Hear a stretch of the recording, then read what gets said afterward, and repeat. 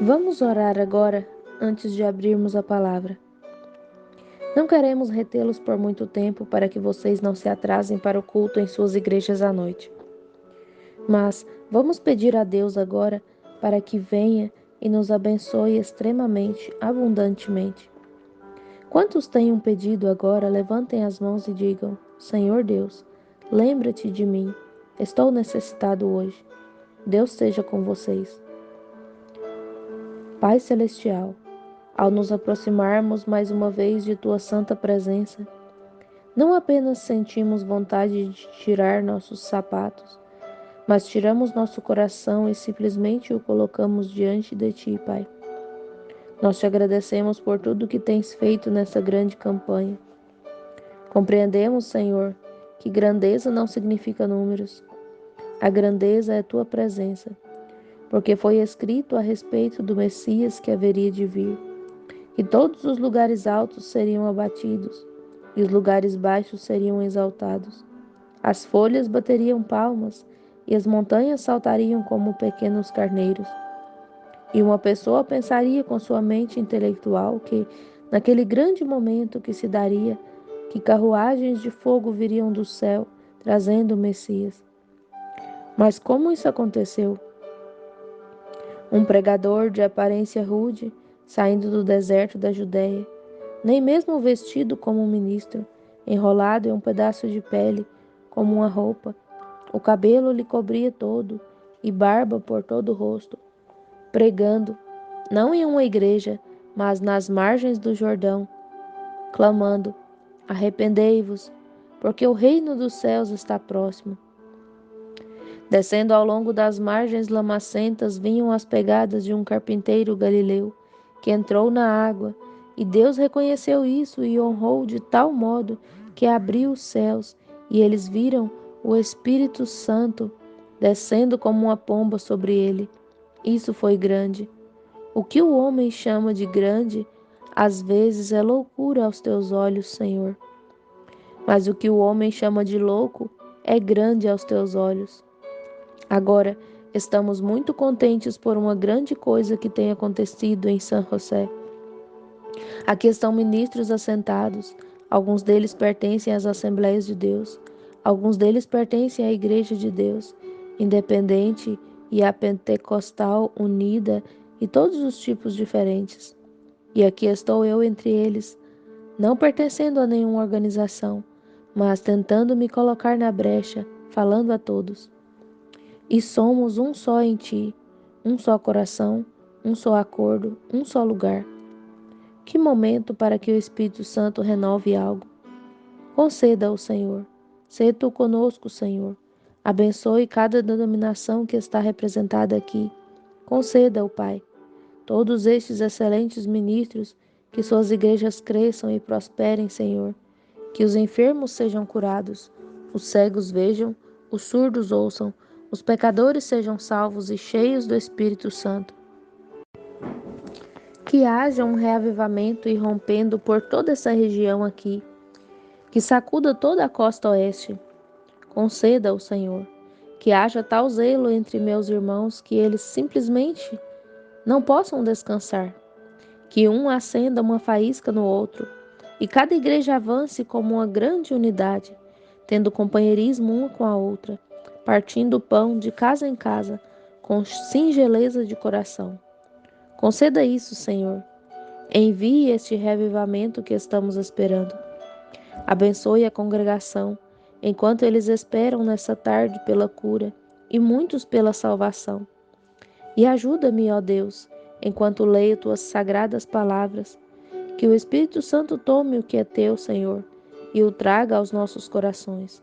E então usa-me, Senhor, para dar uma porção satisfatória de tua palavra a cada coração faminto. Ouça-me, eu oro, Pai. Em nome de Jesus eu peço. Amém. Alguém acabou de me dar uma notinha que diz: Irmão Baxter, do Canadá, envia seu amor e saudações a você. E ele está aqui na Califórnia agora realizando uma reunião em Concord. Deus abençoe nosso irmão Baxter. George Patterson, você está aqui? George Patterson. Você está na reunião?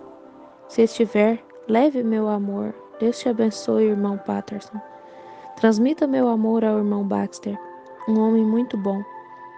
E se algum de vocês estiver por aí, se quiser ouvir um sermão pregado por um homem que sabe como fazê-lo, vá ouvi-lo.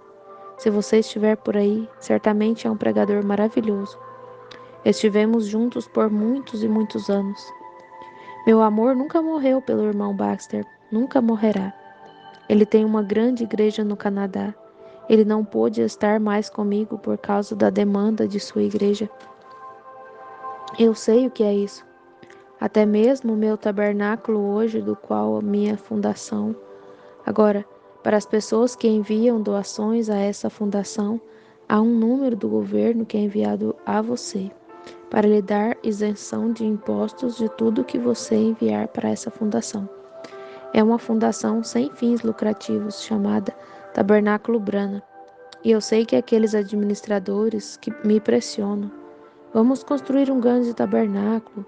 Você permanece aqui e o povo vem até você. Isso parece certo, mas não é essa a vontade de Deus para mim. Há algumas pessoas que não têm dinheiro para vir até mim. Tenho que ir até elas, vem? Então, eu sei o que é ter pressão sobre você. E o irmão Baxter sofreu com isso. Então ele teve que deixar a campanha e ir para a sua igreja. O Senhor abençoe o nosso irmão Baxter. Transmita-lhe meu amor e cumprimentos pessoalmente da minha parte. Por favor, irmão. Agora, vamos abrir a Escritura pelos próximos 20 minutos para algo da palavra, a qual nunca falhará. Todas as pessoas que estão aqui enfermas, necessitadas de algo, entrem direto na palavra. Eu ia pregar nessa tarde sobre como a águia ajeita o seu ninho, mas percebi que os rapazes têm isso aqui e venderam para as pessoas em forma de livro. Então, estando com a voz um pouco rouca, tomei outro texto. E acho que agora já mencionei tudo o que deveria mencionar. Muito bem. Vamos abrir em São João, capítulo 14, para nossa leitura da Escritura. E ouçam atentamente enquanto lemos os primeiros 8 versículos de João 14. Não se turbe o vosso coração. Credes em Deus, crede também em mim. Na casa de meu pai há muitas moradas. Se não fosse assim, eu vô-lo teria dito: vou preparar-vos lugar. E quando eu for e vos preparar lugar, virei outra vez e vos levarei para mim mesmo, para que onde eu estiver estejais vós também. Mesmo vós sabeis para onde eu vou e conheceis o caminho. Disse-lhe Tomé: Senhor, nós não sabemos para onde vais, e como podemos saber o caminho? Disse-lhe Jesus: Eu sou o caminho, e a verdade e a vida. Ninguém vem ao Pai senão por mim. Se vós me conhecesseis a mim, também conheceríeis a meu Pai. E já, desde agora, o conheceis e o tendes visto. Disse-lhe Filipe: Senhor, mostra-nos o Pai, o que nos basta. Em outras palavras, isso satisfaz. Agora, é sobre isso que quero falar nessa tarde. Tem sido o clamor do coração humano. Desde que somos seres humanos, queremos ver Deus. Eu quero tomar umas 4 maneiras nessa tarde para mostrar Deus a vocês. Primeiro, eu quero tomar Deus em seu universo, depois Deus em sua palavra, Deus em seu filho e Deus em seu povo. E poderíamos abordar muitas outras maneiras, mas eu gostaria de falar sobre estes 4 tópicos, 4 aspectos diferentes que vamos considerar, para ver se podemos ver Deus. Agora, não há uma pessoa aqui que não gostaria de vê-lo. Você não gostaria de ver Deus? Eu gostaria de vê-lo. Assim, se Ele é Deus e sabemos que Ele é, então, por que não podemos vê-lo?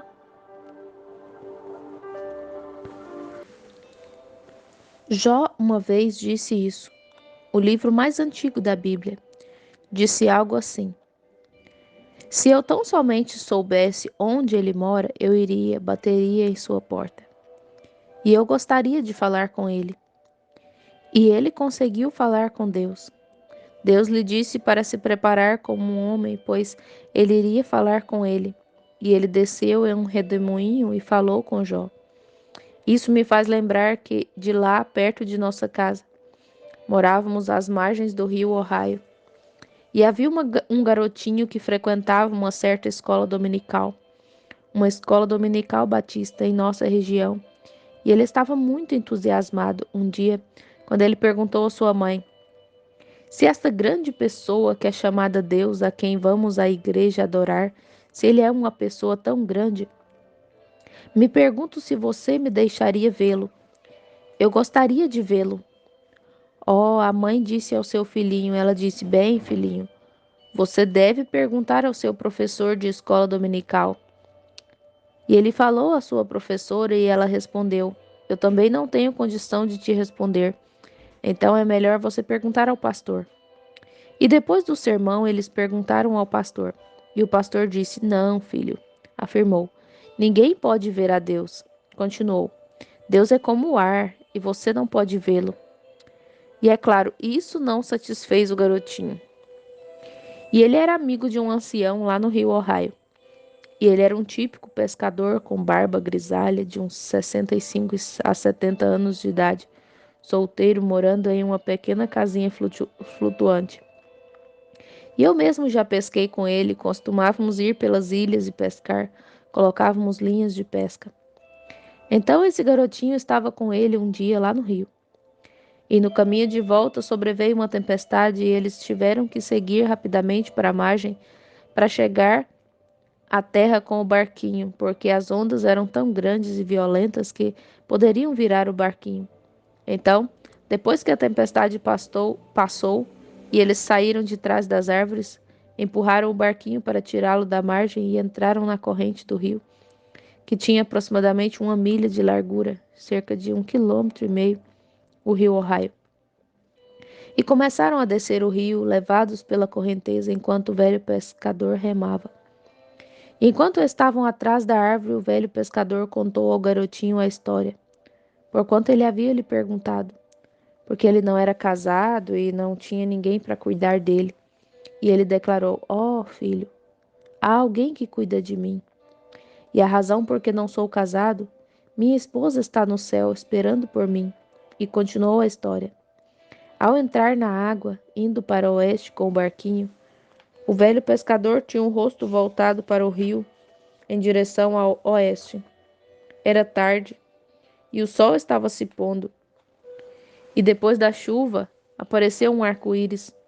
E ó, eu penso que é o momento mais bonito, quando a chuva lavou todo o pó das árvores e elas parecem tão bonitas, verdes, em suas cores originais, e todas as flores estão bonitas, e a umidade atmosférica está baixa e traz o cheiro da rosa. É simplesmente um momento lindo depois da chuva.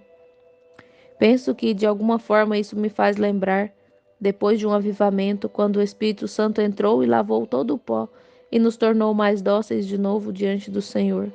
Só ficar na presença de, como estou nessa tarde, só me banhando aqui na presença do Senhor Jesus. O Espírito Santo tirando todas as dúvidas e temores e coisas de nós. E ficamos juntos depois de uma chuva no céu, depois que uma chuva do céu encheu as nossas almas. E enquanto o velho pescador começava a impulsionar o barco, o garotinho percebeu que as lágrimas começaram a descer pelo rosto do velho pescador. E o garotinho se virou para ver o que ele estava olhando, e ali estava um arco-íris no céu. Assim, o garotinho, sentado na polpa do barco, ficou entusiasmado. Bem, ele estava segurando a ponta da corda. Levantou-se, correu para a polpa do barco e caiu no colo do velho pescador e disse: quero lhe perguntar algo que nem minha mãe, nem minha professora de escola dominical, nem o pastor puderam me responder. E o velho pescador parou de remar e interrogou: o que é, garoto? Ele respondeu: eu notei que o senhor estava olhando para aquele arco-íris. Continuou: disseram que Deus o colocou lá em cima. Ele confirmou: isso é verdade, meu garoto. Ele perguntou: se Deus é tão grande, poderia alguém vê-lo? E o velho pescador abraçou o menininho e disse: Que Deus te abençoe, meu garotinho. Deixe-me te dizer algo. Tudo o que vi nos meus últimos 50 anos foi Deus. Havia tanto de Deus no interior que ele podia vê-lo no exterior. Bem, essa é a única forma de você conseguir ver Deus. É colocá-lo dentro de você, deixá-lo olhar através de seus olhos e ele se declarará.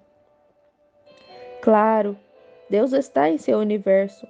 Ninguém que tenha sua mente sã poderia pensar em vá ali em Los Angeles, ao Monte Palomar, em alguma parte e veja aquilo, aquelas fotos que eles tiraram e aquele grande observatório onde se pode ver 120 milhões de anos-luz no espaço. Converta-o em milhas e veja onde você iria. Bem, você poderia correr 9 voltas numa pista ao redor, né, dessa cidade e ainda não poderia converter isso em milhas. E além disso, ainda existem os sistemas solares além. E quando uma pessoa olha para aquilo, só há uma coisa que pode fazer: é levantar as mãos e cantar. Quão grande és tu! Quão grande és tu! Cada um girando perfeitamente, de tal modo que podem prever um eclipse do Sol e da Lua 20 anos antes que aconteça, no minuto exato, tão perfeitamente cronometrado por Deus.